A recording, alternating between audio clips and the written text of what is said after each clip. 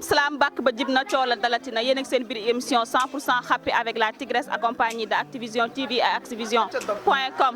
tey nag suñu thème il est l'argent relation entre prof ak élève la ñuy waxtaanee ban taxawaay la prof bi war a am visa son élève ban comportement la élève bi war a am visa son prof après ñu jox micro bi téléspectateurs yi ñu waxtaan ak ñoom ñu pelloo parce que ku nekk am na sa avis ku nekk am nga sa propos visa ci sujet boobu ay ca Ousmane ñu dem. salaamaaleykum sëñ bi tey waa Activision ñoo ñëwoon seet si leen tur bi naka la. Cheikh na tey dañu ñëwoon laajte rek relation entre prof ak élève nan la war a mel. bon relation entre prof ak élève comme genre nu mu war a mel comme genre. élève bi ban manière la war a am prof bi ban comportement la war a taxawee visa son élève. mais kii bi moom su fekkee jàng moo ko indi si classe bi. war a toog suivre relève kii bi warul am prof bi dara moom prof bi waruñu seek dara benn relation comme relation bu ñaaw man laa gis si élève bi mais ci professeur bi moom dafa war a toog jëlee cours am bu fekkee élève bi comprendre mu laajte bu fekkee dafa joxe ay explication mu expliqué élève bi d'abord. est-ce que yow mos nga dund nga nekk ci classe gis prof bi ak élève bi di génn nga yëg ne ñaan ñi ngi nekk ci classe bi ñu ngi génn. loolu moom mënu ma ko gis dama koy dégg rek loolu mosuma ko gis. prof yi ngay dégg ñu ngi génn ak seen élève bi di leen chantage loolu loo ci wax. loolu lu ma ci wax loolu c'est que loolu yoon moo si war a teg loxo loolu noonu yoon moo si war a teg loxo. nga ne. ma ne loolu ñàkk yar la ndax doo tim sa morom bàyyi di ko ñàkk yar ci affaire yooyu noonu ko bu dee respecté woo prof bi mais respecté woo sa bàyyi rek boo bàyyee sa papa sa kër soo ñëwee da nga war a respecté prof bi quoi ñun comme tey suñu école Xaadimu Rasuul macha allah ñun yii doo ko dégg suñu école xaw ma nag tur bi la xaw ma mais ñun macha allah ñun tey du ñu bàyyi suñu kër suñu papa ñëw duñu yëpp ay papa jàmbur ku ne da ngay naturel boo jëloon sa papa ñëw teg ko fii doo ko respecté di nga ko respecté mais léegi jamono ji nag xam nga ñuy wax ñun dañuy wax suñu génération dafa yàqu mais ñi gars yi ñoo yàq duñu yàqule ñun yàquñu. kon yow pour yow éducation bi ci kër ga la ba pare. ci kër ba la commencé te fii nag koo yoroo sa doom mbedd bi yar ko de koo respecté wul sa papa rek papa jàmbur yar la mais léegi nag élèves bi mooy loolu ñun ay ndaw lañu rek dañuy nekk. prof yi chantage seen élèves bi nag ñu xam ne dañuy ñëw naan la su ma génneeg yow naa la yokkal moyen di nga passé ak yooyu. ñàkk fayda la man sama morom doom du ma sekk ak yow yenn yi ku ma xam ne maanaam mag mun naa la jur ma sekk ak yow yenn yi quoi sama morom doom du ma sa yegg fenn ba ma lay may moyen léegi da ngay jàng boo jàngee yow réussir ñëpp gis nañ suñu mag réussir nañ topp ci tànk yooyu noonu mais tey dafa bëri ay jamono ji gars yi di baar yooyu noonu Sénégal daal mooy loolu ñun ay ndaw lañ. prof yi takk seen élève. ah. prof yi takk seen élève. loolu tamit logique la loolu moom y a pas élève y a sentiment moom amul élève amul professeur. mais bëggeel bi amul âge. loolu sa ñàkk jom la daa am visage boo xawan moo tax mu yab la mu am fitu ñëw mais bëri na si classe bi ay jigéen yoo xam ne am prof bi mënul doxaan ñëpp day xool kii daa am kooku voilà. da nga bëgg a wax ne bëy bu yabee gaynde ci doxin bala. ci doxin bala nag. tool yi yaa ngi dugg léegi ci habillement qu'est-ce qu'il y a yéen am ngeen ay blouse da ngeen di sol ay tenue mais pourquoi nga ne habillement. ma ne boo gisee élève bi di provoquer élève ci professeur bi ca colin bala tey boo demee ci école bi amul tenue élève bi mun na provoquer prof bi leneen xew moo tax tenue yi ñu koy waral duñu ko solo par force tey boo ñëwee amoo tenue xale bi dem sol jean wala sol robe mu duggee classe su ko neexee aj robam professeur bi tamit góor su ko neexee réagir nu ko neex kon man tenue yi man d'accord naa si mais tamit xale yu jigéen ñi da siy baax ñu yar leen quoi jigéen day toog. ça veut dire que phénomène boobu day am da ngay gis ku yor blouse am wala tenue def ko ci saagam sol beneen yére. jënd ko buy ñëw si école bi la xëy doo ko sol.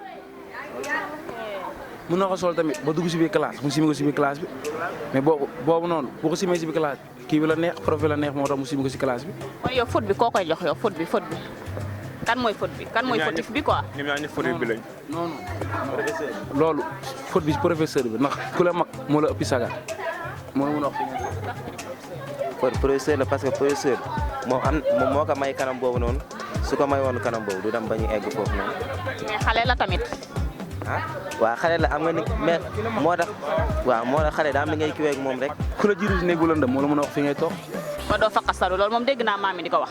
genre relation prof ak élève moom respect moo fa war a dox mais léegi comme ñun ñi élèves yi joxatuñu suñu prof yi benn respect te man yaakaar naa ni loo mënti jaay prof reewande doo si ut ndam nag élève moom du am ndam ci kaw professeur.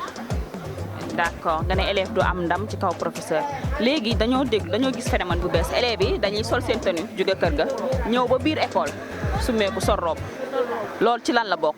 ah reewande ak loolu moom yaakaar naa ci parents yi la nag normalement yow sa doom buy génn war ngaa xool saagam lu mu ci def boo xoolul saagam sàggan boo xamante xooloo sa doom ci lan lay dox dina dugal dara ñëw changé wu te am na professeur yoo xamante sax duñu sol élève du sol tenue te di nga def noonu cours ci élèves yi la élèves yi léegi dañoo yàq da ngay gis ku war a ne monsieur je veux partir au tableau non monsieur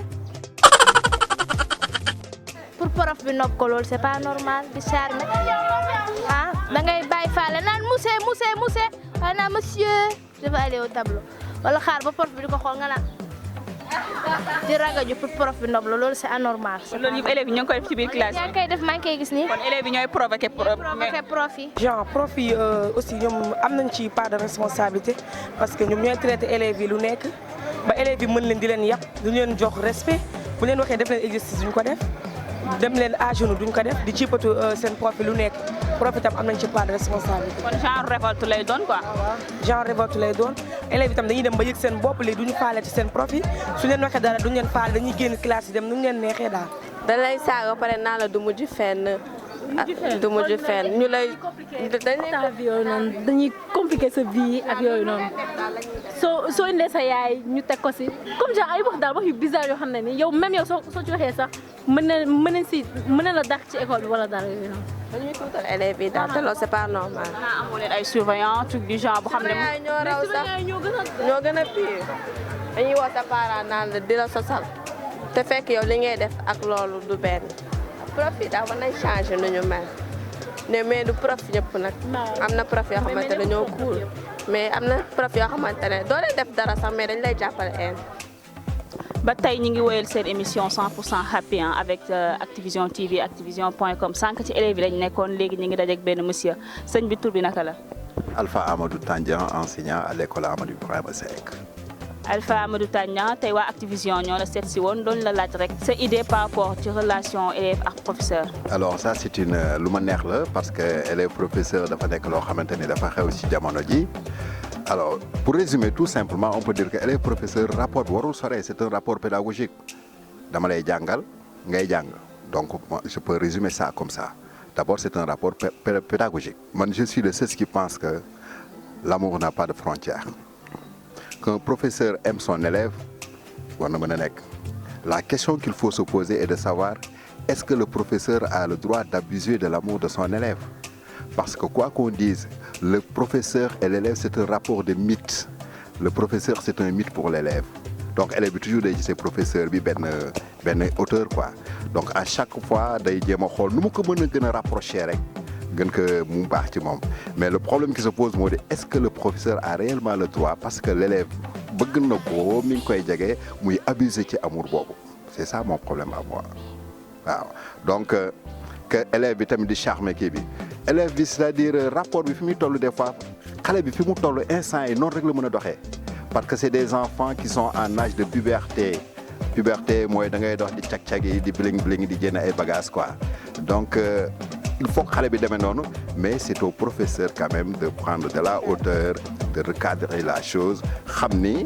kii élève la mais quand même ce rapport n'exclut pas l'amour n'exclut pas l'amour seulement il faut pas que le professeur abuse de sa position de force de sa position de supériorité pour trahir l'amour que l'élève a pour lui professeur mën na takk élève parce que l'amour comme j'ai dit n'a pas de frontière c'est nit ki su fekkoon vraiment ku nekk da ngay seet fa sa amour nekk nga dem fa on peut trouver son amour dans sa classe comme on peut le rencontrer dans un bal mais le problème c'est ce que je dis toujours il faut que ça soit un amour sincère dama la bëgg ngir tax moi je me rappelle quand on était au lycée il y a un de nos professeurs qui a épousé une élève de notre classe quand on était en seconde oui ça je l'ai vécu et ils sont toujours ensemble.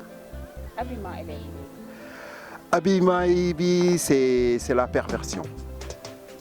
C'est la perversion et aussi il y a de la faiblesse au niveau des établissements.